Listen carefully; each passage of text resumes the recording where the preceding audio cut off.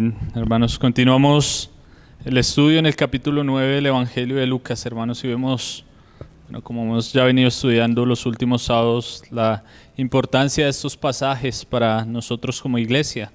Como estos pasajes nos hablan del fundamento principal sobre el cual estamos nosotros, que es Cristo Jesús. Entonces hemos visto ya cómo el Señor progresivamente se ha venido revelando, cómo ha venido mostrando quién es Él. Al principio lo veíamos en esta enseñanza de Herodes, que se asombraban de aquellos milagros y cosas que se escuchaban de lo que estaba aconteciendo en Galilea. Y Herodes llegó a preguntar, ¿será este Juan el Bautista o alguno de los profetas? Y después vemos también cómo el Señor le pregunta a sus discípulos que quién era Él. Y ahí vemos la iluminación de parte del Padre hacia los discípulos, y que Pedro responde en vocería de todos, diciéndole que Él era el Cristo, el Hijo del Dios viviente. Y vemos cómo el Señor se empieza a revelar progresivamente, hermanos. Y esto es algo importante que nosotros debemos tener presente como iglesia, hermanos, porque ¿qué es lo que nos diferencia a nosotros, o qué es lo que evidencia que nosotros estamos en la verdad? Si hay tantas organizaciones religiosas, si hay tantas iglesias, si hay tantos lugares de culto, ¿cómo nosotros podemos saber que estamos en la verdad? ¿Cómo nosotros podemos comprender y decir, sí, verdaderamente yo estoy en la verdad que Dios ha revelado en su palabra, hermanos? Y esto tiene que ver mucho con la persona de Jesucristo, hermanos. Conocer a Cristo es la filosofía más elevada que puede alcanzar cualquier persona. Pero también el conocimiento claro de Jesucristo es el que diferencia una iglesia verdadera que está en Dios de cualquier otra organización religiosa o cualquier secta. Es ahí donde encontramos los problemas más grandes.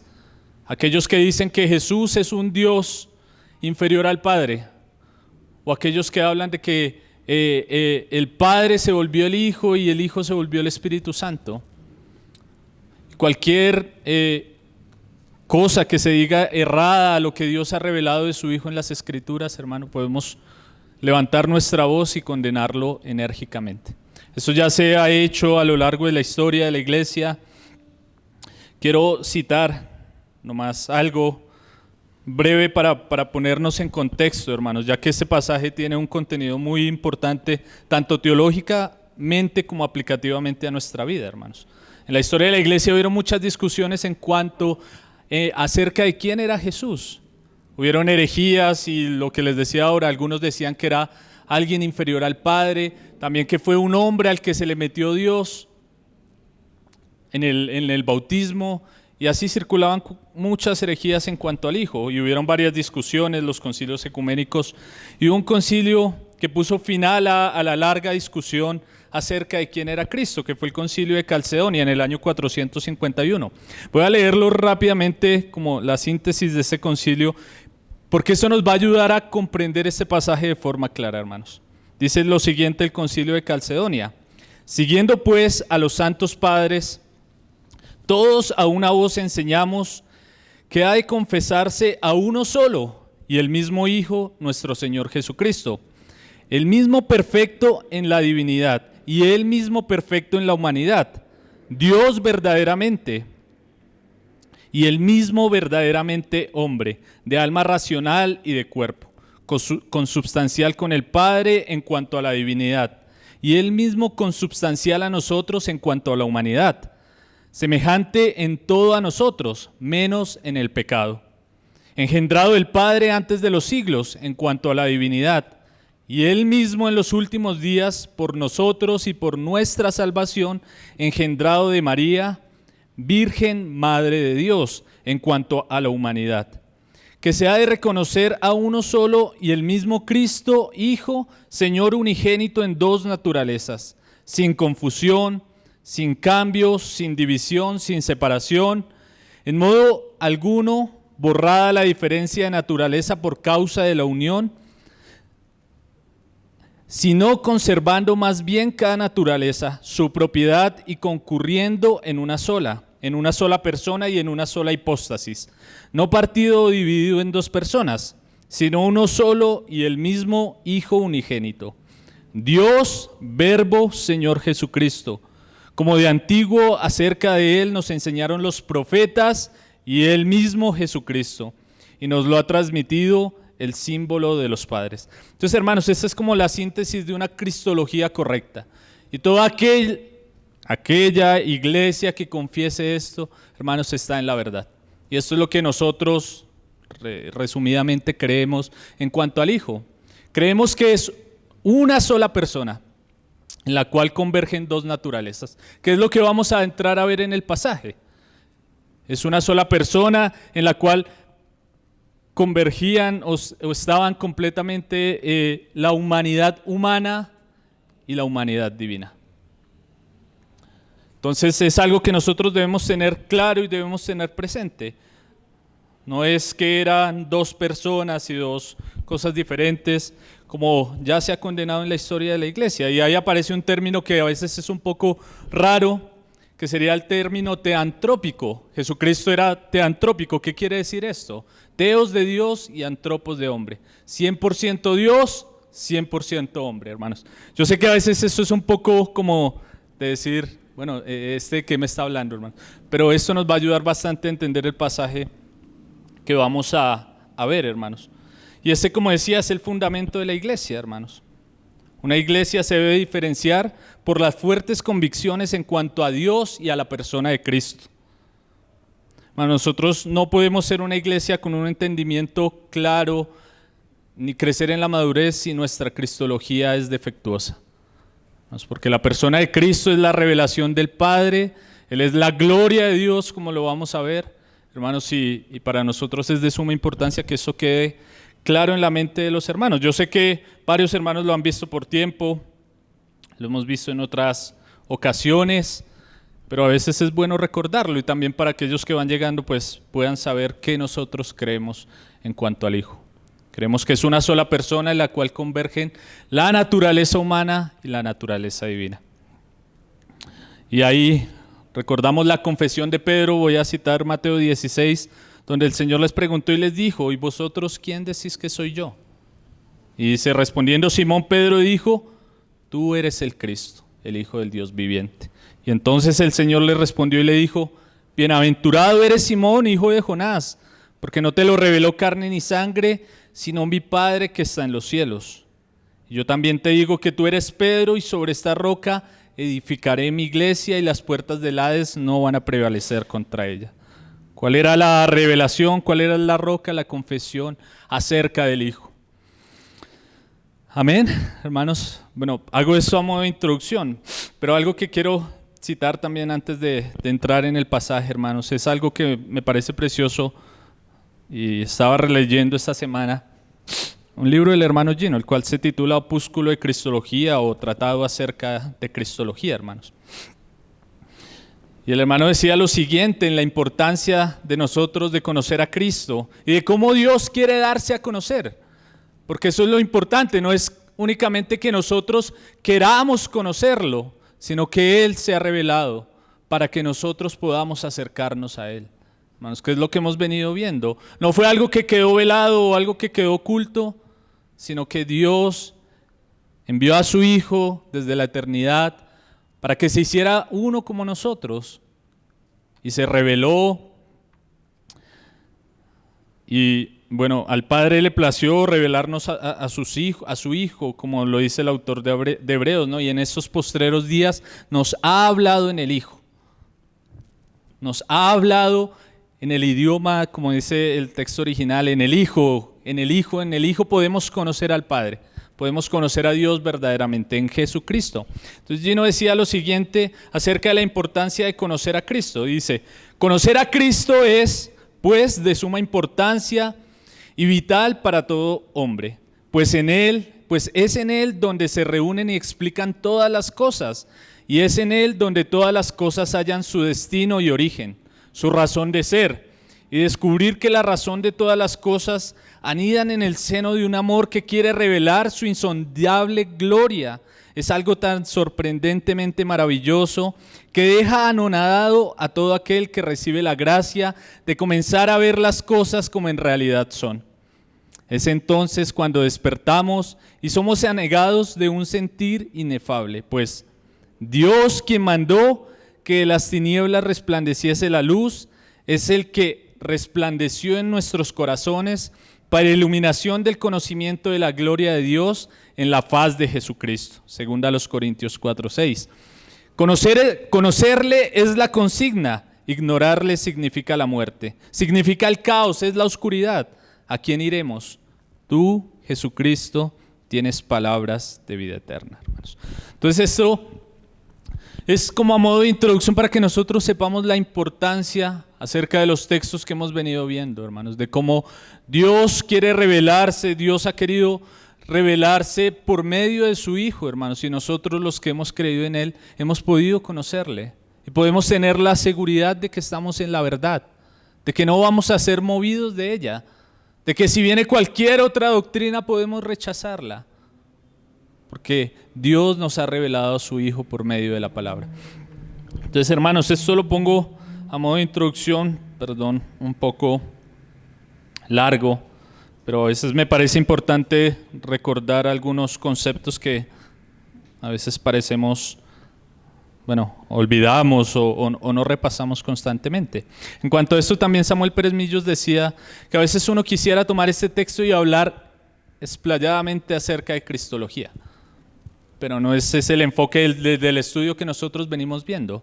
Nosotros venimos viendo el estudio de Lucas de forma sistemática, hermanos, pero el hermano Pérez Millos decía, pero también es importante definir algunos conceptos cristológicos para que nosotros podamos interpretar el pasaje de forma correcta. Es importante repasar esto, hermanos, porque vamos a ver cómo el Hijo, al cual los discípulos veían como un hombre que hacía cosas maravillosas, que ya se venía revelando, muestra el resplandor de su gloria. Y ellos pueden verle, pueden contemplarle, y esta gloria los asombra a tal punto que transforma sus vidas.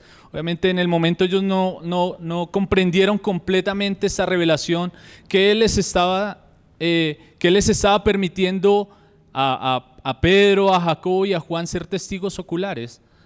Pero esta verdad iba a impactar tanto sus vidas, iba a impactar tanto su caminar en esta tierra, ver que la vida no es únicamente lo que vivimos en esta carne, sino que trasciende más allá. Hermanos, y como Pedro lo va a decir en una de su carta, no seguimos fábulas artificiosas. Entonces, y también Juan, impactado por esa verdad, escribe su evangelio diciéndonos que hemos visto la gloria del Padre. Amén. Entonces, hermanos, vamos a entrar ahí ahora sí en el pasaje. No, yo sé que, está un poco larga la introducción. No vamos a ver todo el pasaje, hermanos, porque, como les dije, hay muchas cosas que queremos considerar y no queremos pasar muy rápido. Hermanos, pero vamos a avanzar y vamos a llegar hasta donde el Señor nos lo permita. Amén. Lucas 9:28.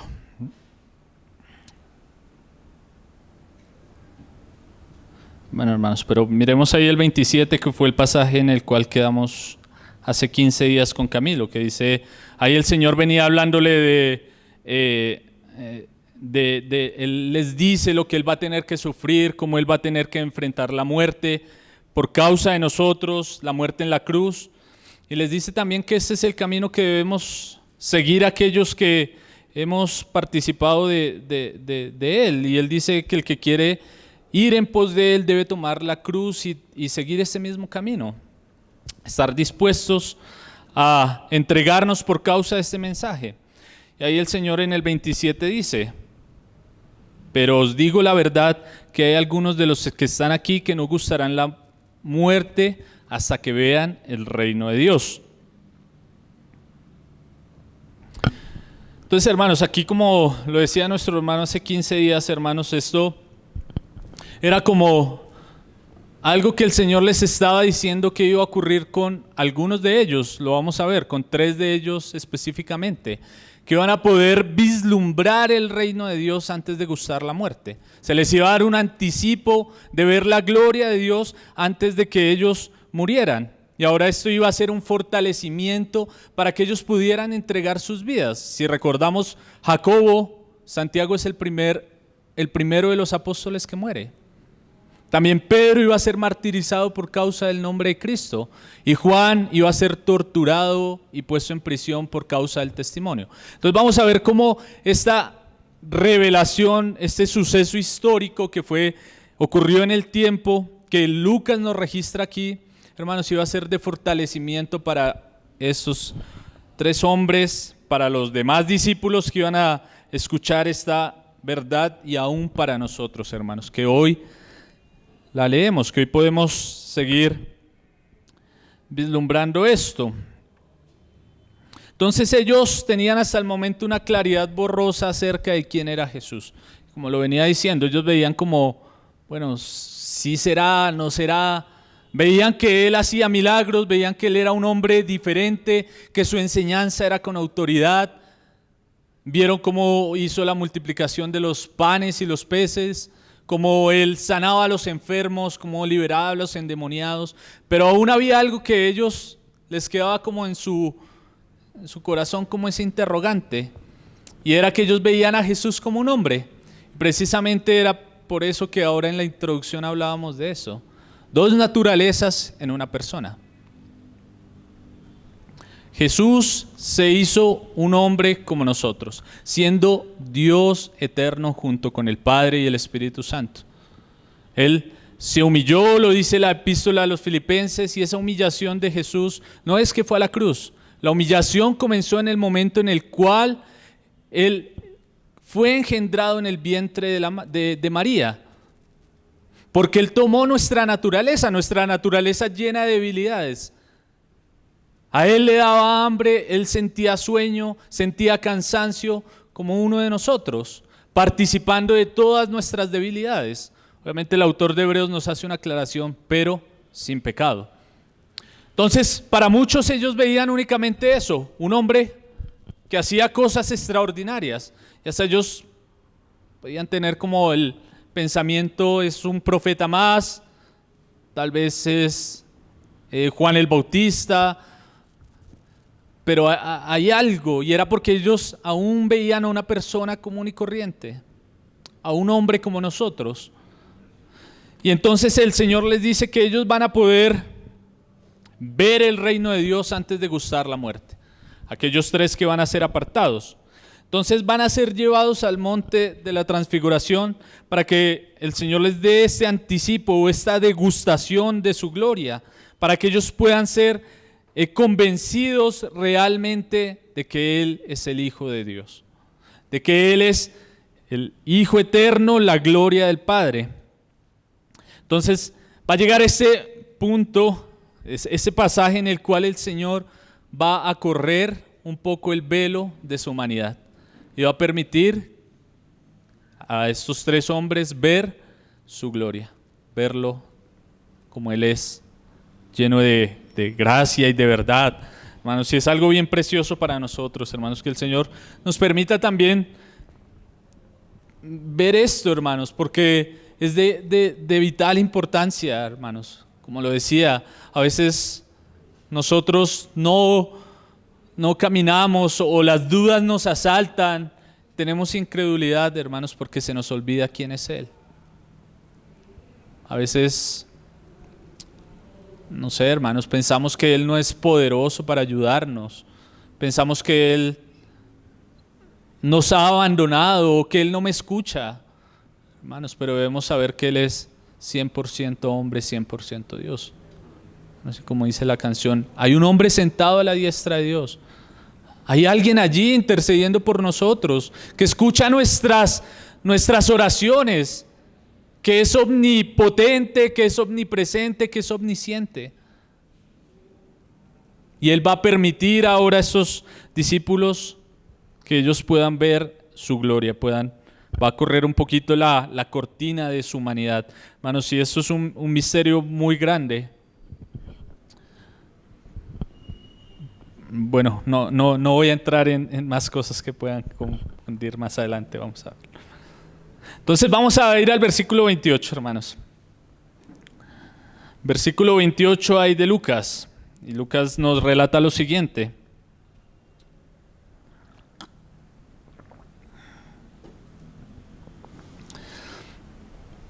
Nos dice: aconteció como 8 días después de estas palabras que tomó a Pedro, a Juan y a Jacobo y subió al monte a orar.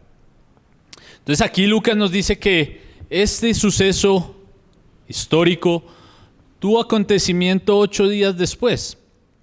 Nosotros tenemos también los otros 2 evangelios, los cuales a los 3, Mateo, Marcos y Lucas, se les conoce como los evangelios sinópticos, que quiere decir que su contenido tiene una similitud en cuanto a lo que ellos narran y al orden de cómo lo narran. Entonces nosotros podemos encontrar ese relato de la transfiguración también en el capítulo 17 de Mateo y creo en el capítulo 9 de Marcos, si no estoy mal. Y entonces ellos nos vienen contando esa secuencia acerca del Hijo, hablándonos de su obra. Hermanos, y hay algunas variaciones en cuanto al relato, y esto se debe al enfoque de cada uno de los evangelistas. Vemos rápidamente, el enfoque de Mateo es mostrarnos a Jesús como el Mesías, el descendiente de David. Entonces él nos muestra la descendencia de Cristo desde Abraham, cómo viene por el linaje de David, enfocándonos, mostrarnos a Jesús como el judío, la promesa de Dios. También Marcos nos habla del arduo trabajo de Jesús, y si nosotros leemos el Evangelio de Marcos, vamos a encontrarnos allí muchos milagros, muchas sanidades, liberaciones, y vemos al Señor trabajando. Entonces Marcos nos muestra ese arduo trabajo del Señor Jesús. Y ahora acá en Lucas, que sabemos que Lucas es alguien de trasfondo gentil, nos muestra constantemente la misericordia de Dios. Como Dios por su misericordia quiso revelarse, como Dios por su misericordia ha permitido que los hombres le conozcan, y Él tiene ese enfoque para que su mensaje sea transmitido de forma universal. Entonces, de acuerdo al enfoque de cada uno, ellos van a llevar su relato.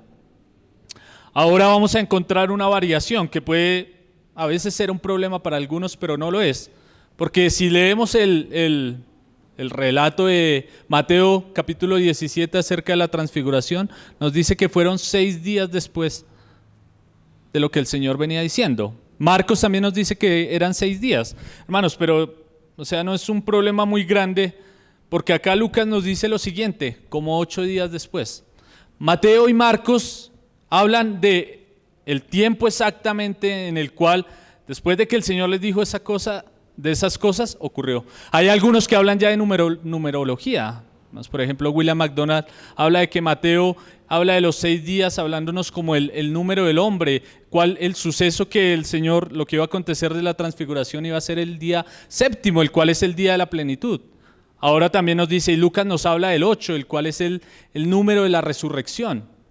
Bueno, pero yo no sé mucho de numerología, entonces no nos metamos en eso. Pero bueno, hermanos, simplemente para que vean que no hay ninguna contradicción. Ahora también es claro que Lucas estaba contando el día desde el que el Señor dijo las cosas hasta el día en el cual ocurrió eso, lo cual daba 8 días como tal. Sabiendo que a los judíos contaban, si pasaba la tarde o un poquito del día anterior, se contaba también como un día. Entonces Lucas no nos dice que eran como 8 días, y entonces no hay problema en cuanto a eso.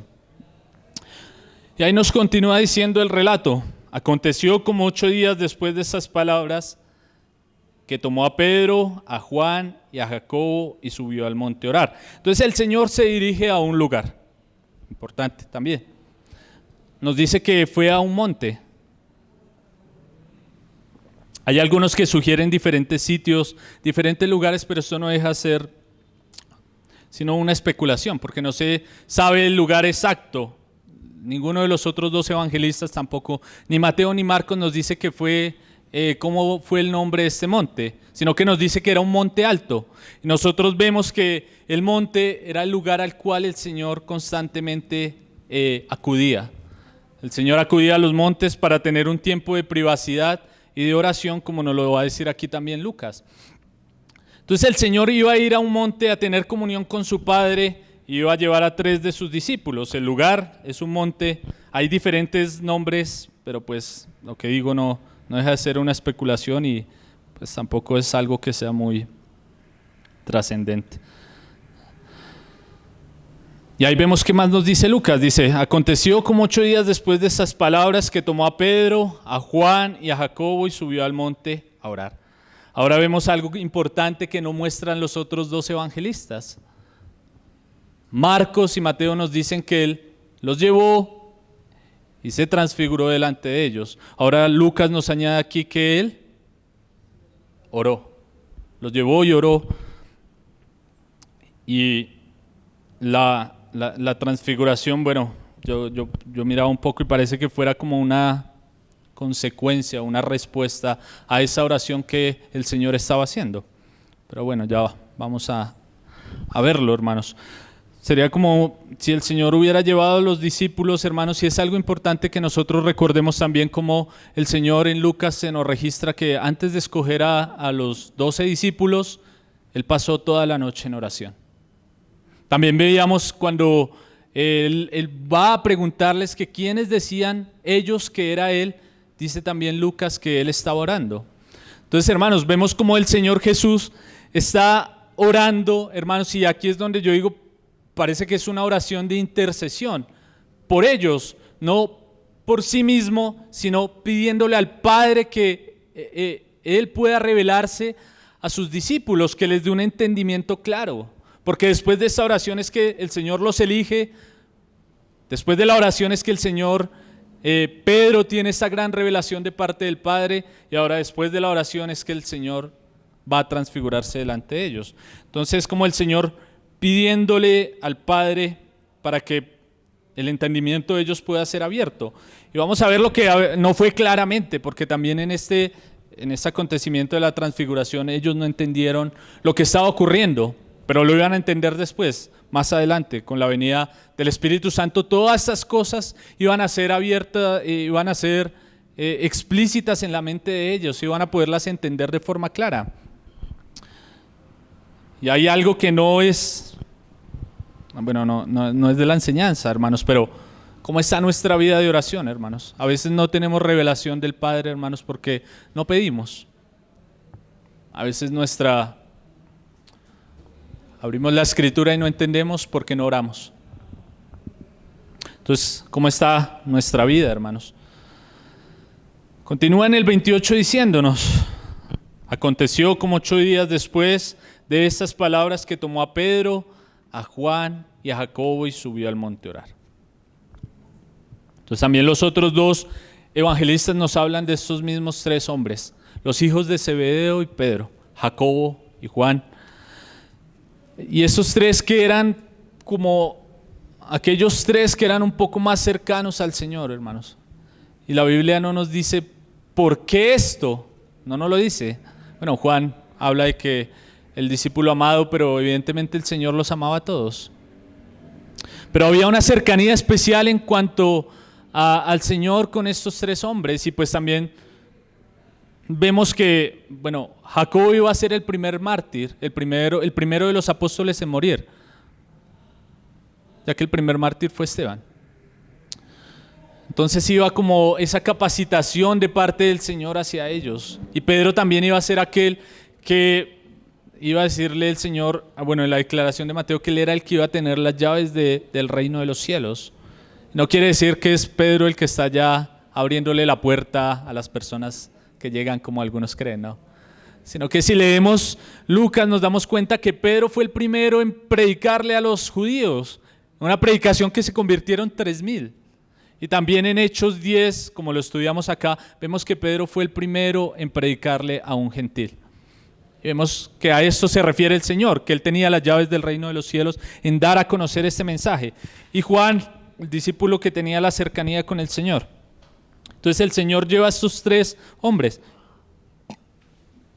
al monte. También ellos iban a ser los mismos 3 que iban a estar con el Señor en el clamor en Getsemaní. Allá cuando el Señor va la noche antes de ser entregado, dice que Él lleva a los discípulos a orar, pero se retira un poco más lejos y lleva únicamente a Pedro, a Jacobo y a Juan. Entonces estos hombres tenían una cercanía especial para el Señor. Ahora también hay algo interesante que nos muestra la palabra aquí, hermanos, que eran 3 hombres. La ley en Deuteronomio nos hablaba de que el testimonio iba a ser fiel o iba a ser creíble si era dado por boca de 2 o 3 testigos.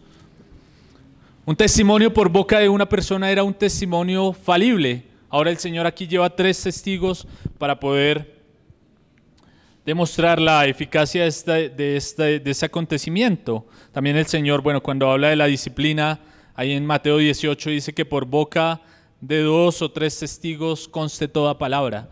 Entonces la importancia de que sean 3 las personas que estén allí. Entonces vemos esto de los testigos. Y ahí dice, aconteció como 8 días después de estas palabras, que tomó a Pedro, a Juan y a Jacobo y subió al monte a orar. Y acá en el 29 entramos a ver este aspecto bien importante. Y entre tanto que oraba, la apariencia de su rostro se hizo otra y su vestido blanco y resplandeciente. Hermanos, llegamos a este punto del texto que es un punto muy alto. Como les venía diciendo, acá el Señor corre la cortina de su humanidad. Y los discípulos van a poder darse cuenta de que Él no es un hombre común y corriente. De que la confesión de Pedro fue inspirada de parte del Padre, pero ahora ellos iban a poder vislumbrar el reino de Dios, ese acontecimiento, lo que el Señor había dicho en el versículo 27. Había dicho de que había algunos que no iban a gustar la muerte sin antes ver el reino de Dios. Aquí se estaba cumpliendo esto. Dice que, y entre tanto que oraba, la apariencia de su rostro se hizo otra y su vestido blanco y resplandeciente. Entonces vemos aquí como el Señor está anticipando, dando a conocer, dándole una degustación a estos hombres acerca del reino de Dios, hermanos. Y esto es un punto muy importante, hermanos. Mire que como les venía diciendo, parece que la transfiguración fue una consecuencia de la oración. Fue una respuesta a la oración de parte del Padre. Dice, mientras Él oraba, el Señor cambió su aspecto completamente y ellos pudieron verlo en su gloria. Es algo bien precioso, hermanos. Mateo nos dice lo siguiente, Mateo 17, versículo 2. Y se transfiguró delante de ellos, y resplandeció su rostro como el sol, y sus vestidos se hicieron blancos como la luz. Hermanos, aquí Lucas nos dice que la apariencia de su rostro se hizo otra. Mateo nos dice que se transfiguró delante de ellos. La palabra que usa Mateo es una palabra bien interesante, hermanos, que es la palabra metamorfo, de donde viene la palabra en español metamorfosis, la cual nos habla de un cambio en la apariencia física. Y nosotros podemos entender esto, digamos, en el cambio de la mariposa. Por ejemplo, la oruga se vuelve el capullo y se vuelve la mariposa finalmente. O sea, hay un cambio de aspecto en cuanto a la apariencia física del ser, del ser como tal. Entonces aquí hay un cambio, una transformación del Señor Jesús. Dice que se transfiguró delante de ellos, hermanos. Y es algo bien interesante, hermanos, porque aquí entramos a ver algo que es bien precioso, hermanos, y es lo que nos dice Mateo, lo que nos dice Lucas en cuanto a cuál fue ese cambio de aspecto que hubo en Jesús. Lucas nos dice la apariencia de su rostro se hizo otra, pero Mateo nos dice y resplandeció su rostro como el sol.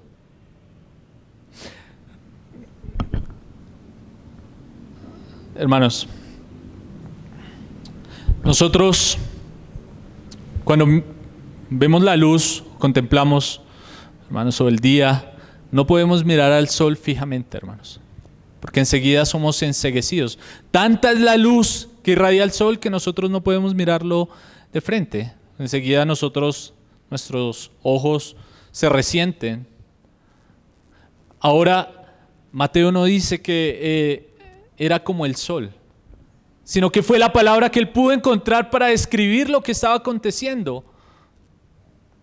Tal vez el brillo era mucho más incandescente, era mucho más claro que el brillo del sol. Y eso era lo que ellos estaban contemplando, hermanos. Ahora, cuando nosotros vemos este aspecto de la transfiguración, hermanos, en el Nuevo Testamento, esa es la revelación más clara que encontramos acerca de la gloria de Dios. ¿Y qué es la gloria, hermanos? Definir la gloria es algo bien difícil de hacer, porque nosotros no tenemos palabras suficientes para hablar de la grandeza de Dios, hermanos. Por eso encontramos aquí a Mateo que dice, su rostro alumbraba como el sol.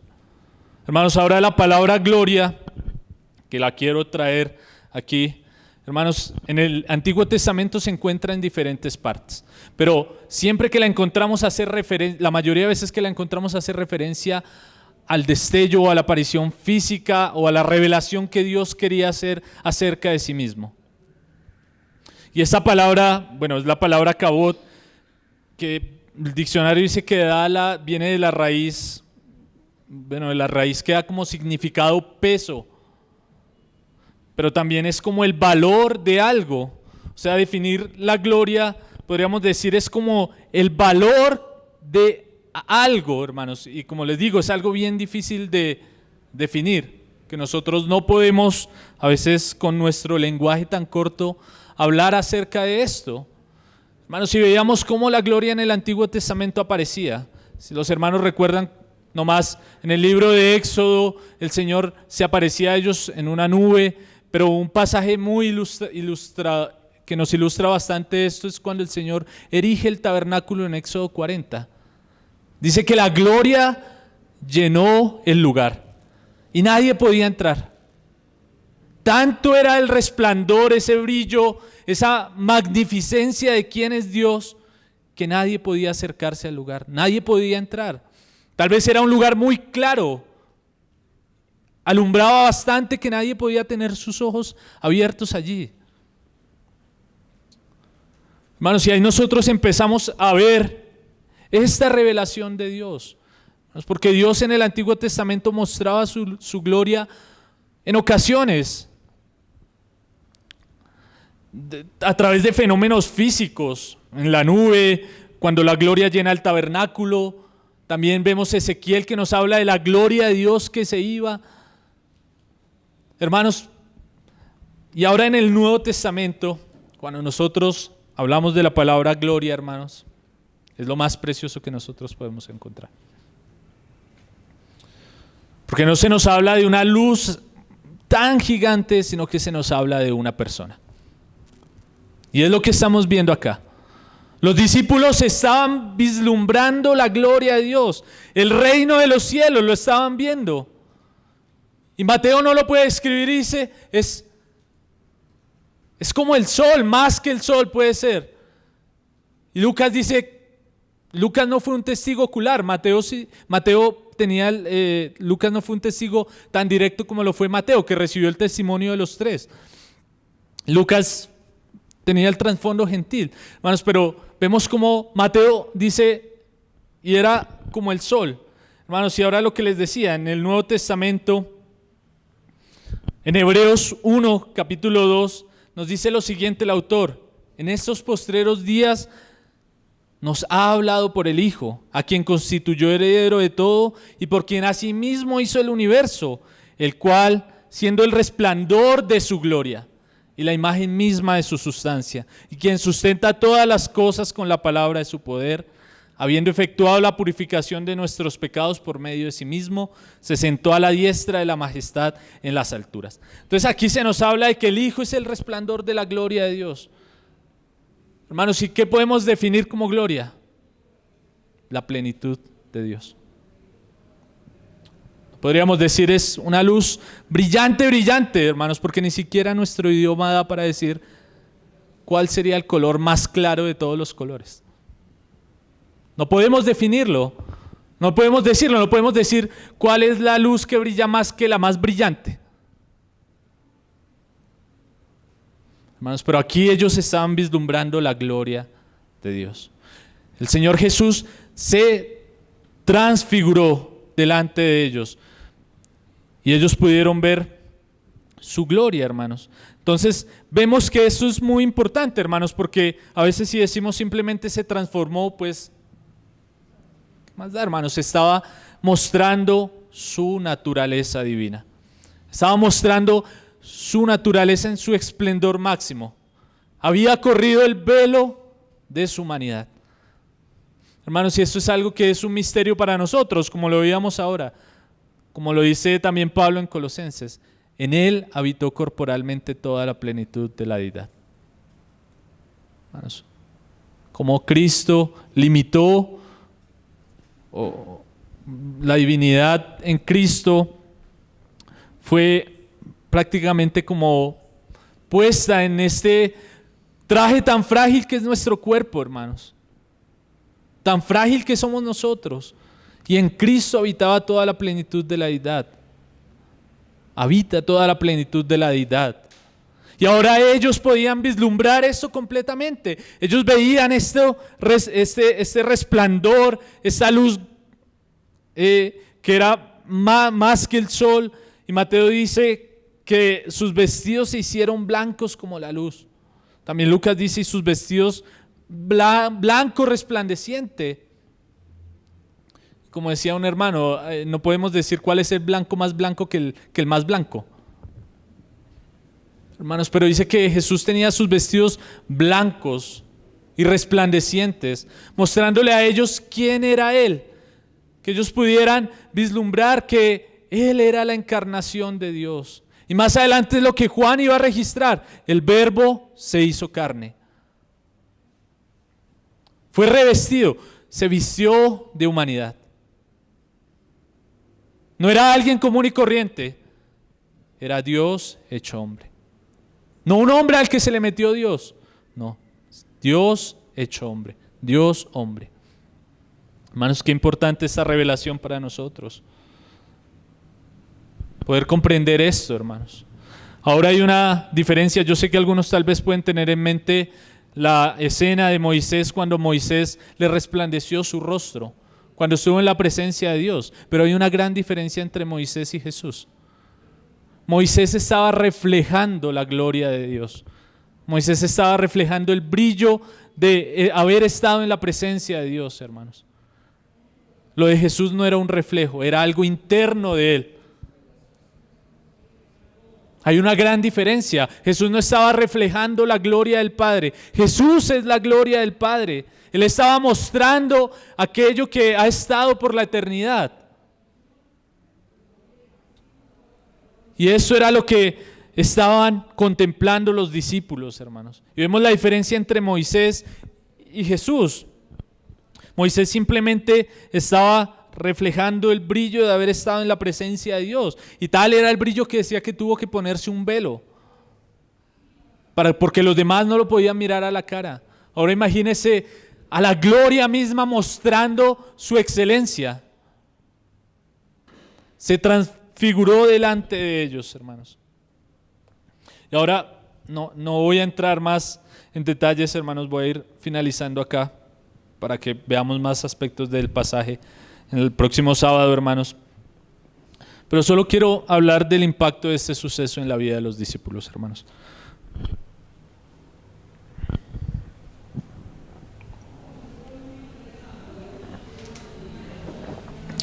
Ellos pudieron vislumbrar la gloria del Padre.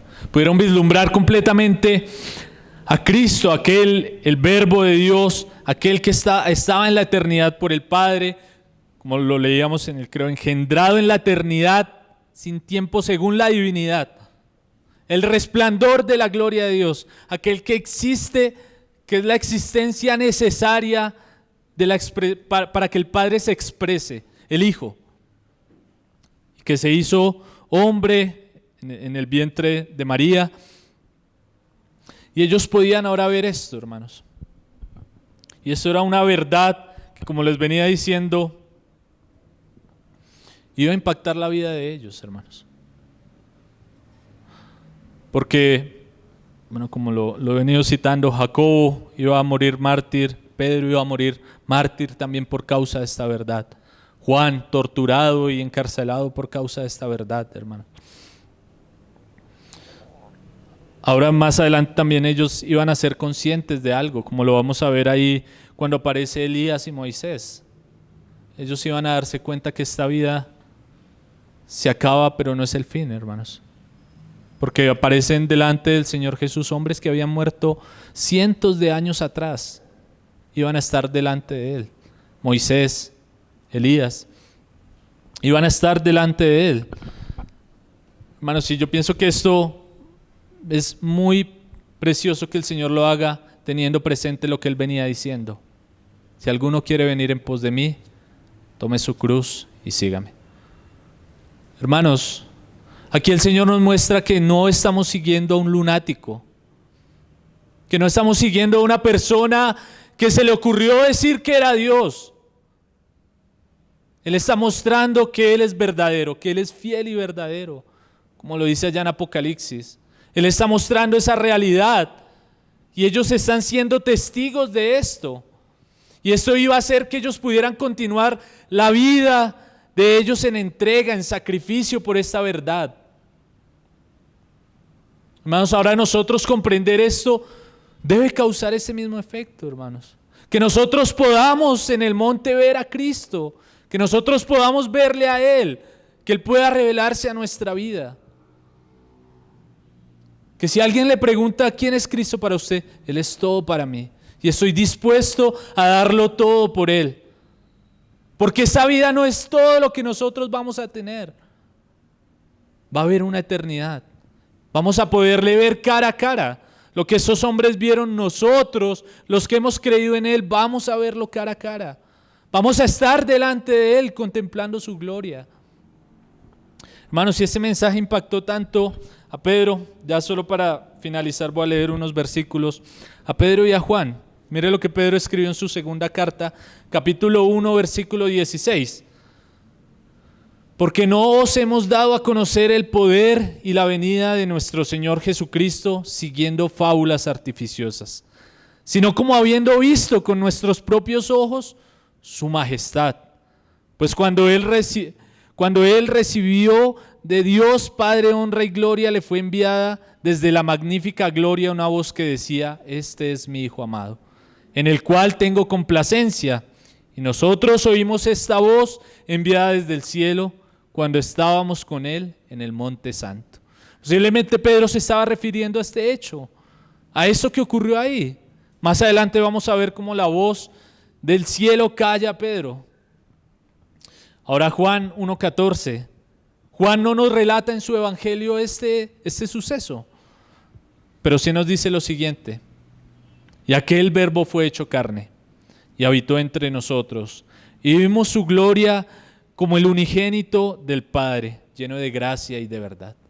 Vimos su gloria, lo contemplamos. También Juan en su primera carta, capítulo 1, versículo 1 dice lo siguiente: lo que era desde el principio, lo que hemos oído, lo que hemos visto con nuestros ojos, lo que hemos contemplado y palparon nuestras manos, tocante al verbo de vida, porque la vida fue manifestada y la hemos visto. Y testificamos y os anunciamos la vida eterna, la cual estaba con el Padre y se nos manifestó. Lo que hemos visto y oído, eso os anunciamos, para que también vosotros tengáis comunión con nosotros, y nuestra comunión verdaderamente es con el Padre y con su Hijo Jesucristo. Vemos cómo esta verdad impactó el corazón de estos hombres, hermanos. Ahora para nosotros, hermanos, recordar esto, recordar que no estamos siguiendo fábulas artificiosas. A veces parece que el mundo nos quisiera ahogar. Yo les compartí a los hermanos hace unos días acá en la Mutualidad, como personalmente parece que estuviera pasando por la feria de las vanidades, así como el peregrino en la película. Como a veces llegan cosas que quieren ganar nuestra atención y llevarnos hacia ellas. hermanos, pero cómo leer estos pasajes, estos textos, Señor, el Señor me ha permitido ver, hermanos, que esta vida no es todo lo que nosotros vamos a vivir. Que no es una locura seguir a Cristo. Que no es una locura servirle a Él. Que esa es la verdad y es la realización del hombre. Conocerle, como lo leíamos al principio. Conocerle es lo más importante que puede alcanzar cualquier hombre. Porque como Él mismo dijo allá en Juan 17, hermanos, vamos a necesitar una eternidad completa para comprender un poco de quién es Él. Esta es la vida eterna, que te conozcan a ti, al único Dios verdadero, y a tu Hijo a quien tú has enviado, hermanos. Que el Señor nos permita poder contemplarle en el monte, hermanos. Vamos a continuar en 8 días con el pasaje, hermanos. Solo quería hacer esto a modo de introducción, hermanos, y que el Señor nos permita perseverar en Él, hermanos, sabiendo que no seguimos fábulas artificiosas. Y como Juan dijo, lo que hemos visto, oído y hemos tocado con nuestras manos, eso os anunciamos, hermanos. También que el Señor nos fortalezca y nos renueve para dar testimonio de Él, hermanos. Amén. Padre, te damos las gracias, Señor, por este pasaje que nos permites estudiar hoy, Señor, porque nos permites verte a ti, Señor. Ver quién tú eres, Señor. Ver tu gloria, Señor. Ver tu resplandor, Señor. Te pedimos que tú puedas abrir nuestros ojos, Señor. Nuestro entendimiento, Señor. Te lo rogamos, Señor. No queremos a veces ser enredados en el mundo, Señor, sabiendo que todo lo que hagamos aquí es pasajero, Señor. Pero va a llegar un día en el cual te veremos cara a cara, Señor. Podremos contemplar tu gloria, Señor, tu belleza, tu grandeza, Señor. Ayúdanos, Señor. Ayúdanos a perseverar en ti, Señor, y a querer cada día, Señor, conocerte más. Te lo rogamos, Señor Jesús. Amén.